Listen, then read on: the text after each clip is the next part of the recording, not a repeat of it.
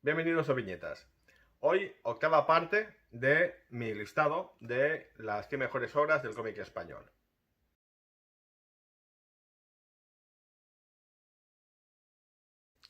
Cuando empecé con esto de los vídeos, pasó que salió un listado de las 100 mejores obras del cómic español, publicada en una revista y tal. Y yo dije, bueno, pues yo me voy a hacer la mía, a ver qué tal. Entonces yo me hice mi listado y he ido haciendo una serie de vídeos en tandas de 10. Y intentando que estas 10 obras que salen en un vídeo pues tuvieran algún tipo de relación, ¿no? De temática o de por fechas o algo así.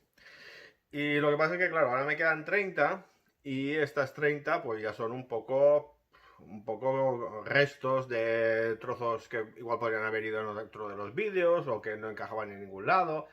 En fin, que hacer un vídeo de igual de 7 pues quedaba un poco raro, entonces he dicho, bueno, ¿sabes qué? Cojo los 10 primeros que me encuentre y los otros dos siguientes también irán un poco de este palo, ¿no? Aparte de que en el último habrá una pequeña sorpresa, pero bueno, eso ya cuando llegue. Bueno, pues allá vamos. 10 obras, no tienen todas ellas un rasgo común, pero bueno, empezó con algunas obras de los años 80 que me parecen reivindicables por algún u otro motivo y que me parece justo al menos conocerlas, ¿no? Una de ellas es El Mercenario, El Pueblo del Fuego Sagrado y La Fórmula, que son los dos primeros álbumes de la serie y que a mí me parecen los mejores. Esta serie de Vicente Segreyes ha sido a veces criticada y como un poco ninguneada por el guión, ¿no? El dibujo es muy espectacular, pero consideran que el guión es un poco pse. Yo creo que es un guión normalito de aventura, no es una cosa como para tirar cohetes, pero tampoco me parece una birria absoluta como algunos tratan de calificarlo. Es un guión correcto de aventura, sin más. Lo que sí que hace muy bien Segreyes es crear un mundo. Y ese mundo es muy espectacular, es muy verosímil con el dibujo que hace él, así las técnicas que emplea, los originales que son muy grandes, etcétera. Y es muy verosímil todo lo que os estás viendo, ¿no? Entonces tú te metes mucho en este mundo y te quedas con ganas de saber más de estos soldados, de estos dragones que vuelan, de los brujos, los edificios con unas arquitecturas un poco orientales, pero que tampoco acaban de ser las típicas que puedes ver en películas históricas o cosas así, ¿no? Tiene un componente fantástico muy verosímil. Funciona muy bien. Entonces, es un álbum que tú te lo vas leyendo y te lo pasas estupendamente. Y yo, es una serie que creo que no se merece a veces estos comentarios un tanto despectivos que suele recibir, ¿no? Entonces yo allí la defiendo y la pongo en mi lista. Uh, no soy el único que la defiende, ¿eh? O sea, si alguien vio el vídeo que hice sobre Avilés hace un tiempo, pues ahí estaba Ángel Unzueta también defendiendo esta obra sin reparos, ¿no? La siguiente obra sería El prisionero de las estrellas de Alfonso Font. Esto es una historia de bastantes páginas en blanco y negro que después tuvo una continuación en color que estaba bien, pero no acababa de llegar tan lejos como en esta. Esto es una historia de ciencia ficción, de Font ya hablamos, con los cuentos del futuro imperfecto, pero esta es una historia ya larga, una historia pensada con un personaje protagonista, unos personajes protagonistas, también hay una chica que acompaña aquí a nuestro despistado héroe, que es un héroe que ves que está siendo perseguido, no acaba de saber muy bien por qué, que le pasan una serie de circunstancias y donde vas viendo este mundo futurista y demás, ¿no? Font es uno de los grandes autores de este país y tal vez a veces un poco desconocido, ¿no? La suerte es que ahora parece que entre algunas editoriales se han decidido rescatar algunas de sus obras más antiguas o algunas obras que aquí habían quedado inéditas de momento. Entonces, esta serie, ya os digo, si os gusta la ciencia ficción o la ficción aventurera, porque esto sobre todo es aventura, funciona también, ya os digo, espectacularmente. Uh, yo creo que Font, aunque en color sea no tenga problemas en sus cómics en color, creo que este blanco y negro creo que encaja mejor un poco con con la atmósfera que nos intenta transmitir, ¿no? Este mundo un tanto opresivo, un tanto siniestro. Entonces, creo que igual por eso en la segunda parte ya a color como que no me convence tanto. Pero bueno, si no la conocéis, es una obra que aconsejo mucho, mucho. Tercera obra. También una obra ochentera de José María Beroy, La enfermedad del sueño. Uh, este, este álbum es un recopilatorio como de historias cortas, de tipo fantástico, ciencia ficción, un poco de todo, y con una historia marco. Las historias principales son a color y la historia marco es en blanco y negro. Beroy era un dibujante como muy geométrico en esos años, con un punto frío y elegante, y a mí es una obra que me marcó muchísimo al leerla y a la que he vuelto ocasionalmente. Una de estas historias es una historia de 2 páginas que para mí, de hecho, casi funciona mejor solo con la historia de la primera página, ¿no? En fin, es la historia del mayor Tom, ya en guiño a Bowie, claro. Si alguien se la lee o se la relee, ya me lo pueden comentar.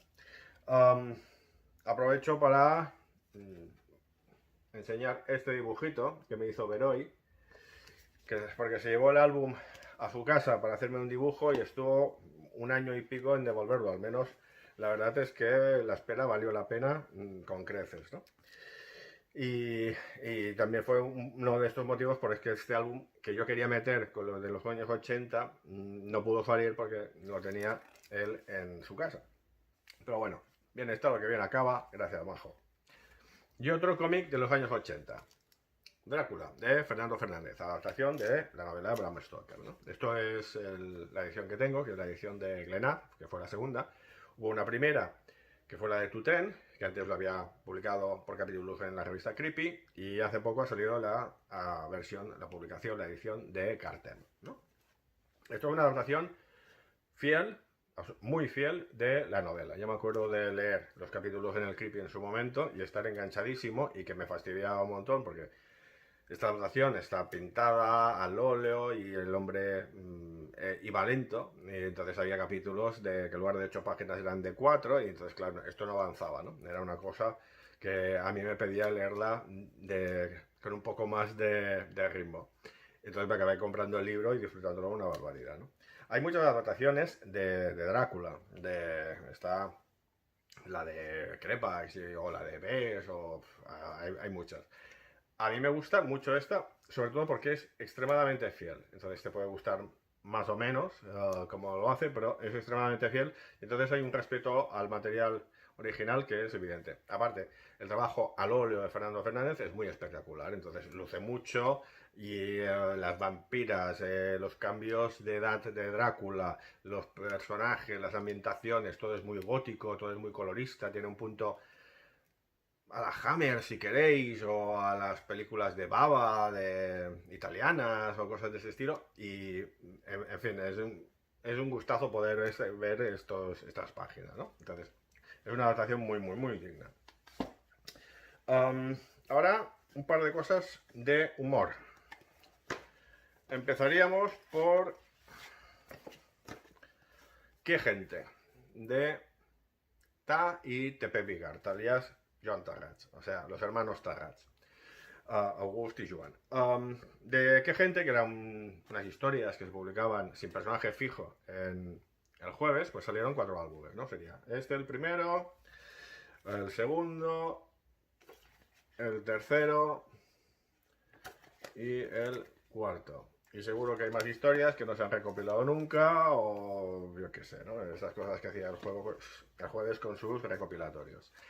Ya os digo, son historias sin personaje fijo, historias de humor, con el característico humor de Tepe Vigart Tarrats con su hermano, que después ha seguido en otras obras, como el Absurdus Delirium y cosas así, que son historias con un humor muy, muy absurdo, es decir, muy blanco, pero siempre con unos diálogos como muy particulares y tiene un punto muy personal. La verdad es que es un humor que a mí me entra muy bien y por el que siento mucho aprecio.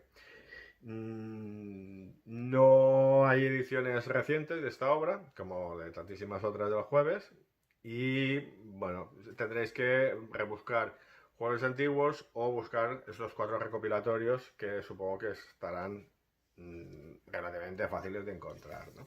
Pero bueno, ya os digo, es una de las grandes obras de humor y bastante desconocida. Seguramente hay mucha gente que ni se acuerda de esta obra cuando se habla de cómic de humor o de las grandes obras de los jueves en este país, ¿no?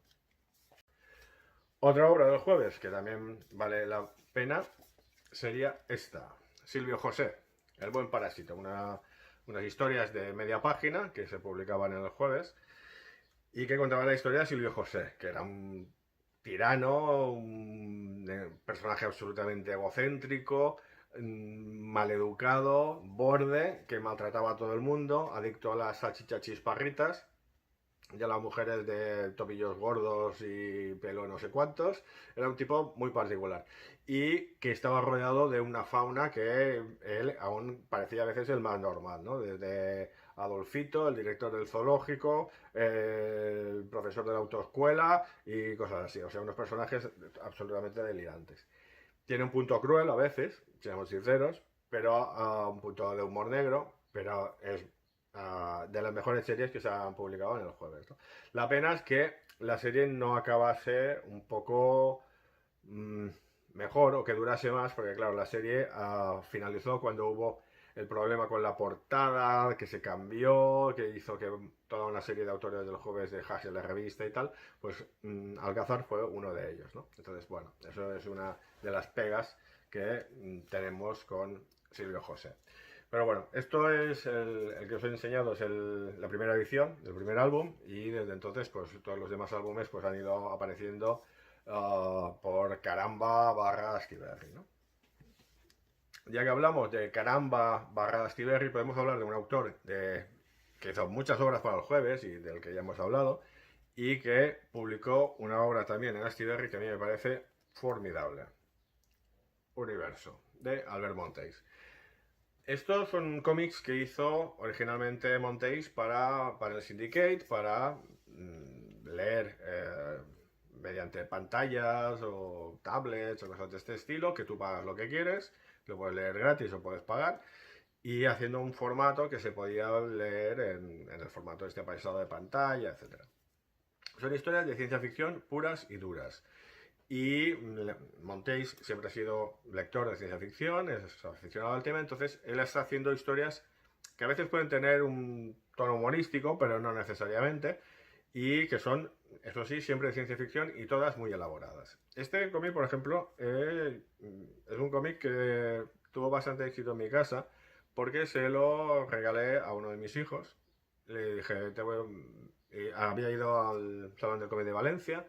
Monteys estaba allí y le dije a uno de mis hijos si quería algo, me dije tráeme algún cómic y tal que tú veas que esté bien. Y dije, pues le llevo este, dedicadito, y quedó estupendamente. Y quedó estupendamente porque lo devoró.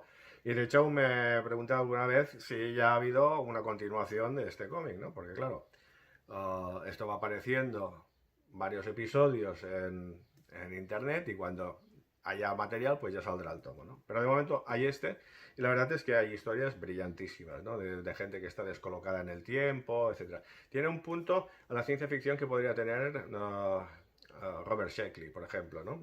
Estas historias cortas, con un punto a veces humorístico, algo maligno y, en fin, si queréis una buena ciencia ficción, aquí la encontraréis sin ningún tipo de problemas, ¿no? Otro cómic más o menos moderno, bueno, todos estos ya son bastante modernos, sería Epílogo, de Pablo Velarde, otro autor que también ha trabajado muchos años en el jueves, que ahora estaba haciendo una serie muy buena, por cierto, que era Custodia Compartida, y que serie que ha acabado ahora con la remodelación esta del jueves, de pasarlo de semanal a mensual y tal, pero que también hizo este cómic Epílogo, que es una historia con una persecución, por ejemplo, normalmente las persecuciones en papel no suelen estar muy bien. A mí es una cosa que siempre me ha llamado mucho la atención. Normalmente son un poco rígidas, entonces les falta dinamismo. Y aquí, por ejemplo, hay una persecución estupenda, ¿no? Y es una historia sobre la memoria, sobre las relaciones personales y como algunos que parecen que son unos cabrones pueden no serlo, o pueden serlo aún más de lo que te piensas, ¿no? En fin, es una obra que también vale mucho, mucho la pena y que también os aconsejo vivamente si no la conocéis, ¿no? Como también os aconsejaría los dos álbumes de Modotti que salieron originalmente en Sin Sentido, que serían estos, y que después hubo una edición integral y que después ha habido más ediciones integrales, a veces incluso con algunas páginas más y estas cosas. Esta obra es de Ángel de la Calle, ¿no? Y Ángel estuvo trabajando en esta obra muchos años. Él tiene un interés personal por la figura de Tina Modotti, entonces la estuvo estudiando, leyéndose biografías, estudiando su obra, etcétera, y al final aprovecha la figura de Tina Modotti para hacer un repaso de lo que es la historia del siglo XX, ¿no? De las revoluciones mexicanas, la revolución soviética, etcétera. Además, a veces con pequeños detalles un poco metalingüísticos que también le dan un poco de salsa al conjunto, ¿no? No se queda solo en una repetición de datos o de vomitar todos estos datos que has ido recogiendo de aquí y de allá, ¿no? Sino dando también un poco su versión, su interpretación del personaje y de cómo él cree que fueron una serie de cosas o de lo que significaron, etcétera, ¿no? En fin, es también, ya os digo, una obra, vamos, una preciosidad de obra, ¿no? Acabo este vídeo con Carne de Cañón, de Aroa Travé, publicada por La Cúpula. Esto es un bombazo, es decir, si no lo conocéis, también una obra que yo os aconsejo totalmente. Es la visión de la vida de extrarradio, de gente un poco quilla, algunos con problemas de drogas, donde, digamos, el nivel de educación no es como para tirar cohetes, etcétera, donde hay abusos, donde hay violencia, donde hay toda una serie de cosas, pero visto desde el punto de vista de unos niños que lo asumen como normal o lo tienen allí como no le dan la importancia que se le tiene que dar según qué cosas, etcétera. La verdad es que hay partes que te emocionan mucho y después hay partes que te ríes mucho, ¿no? Yo, por ejemplo, hay una escena con unas madres en el colegio que se acaban tirando de los pelos totalmente indignadas por una historia. En fin, que a mí me pareció hilarante, ¿no? Y, en fin, pues esto es lo que os he traído hoy. A ver si el siguiente no tardo casi un año como he tirado para hacer este, ¿no? Pero bueno, esto es lo que hay. Seguimos. Salud.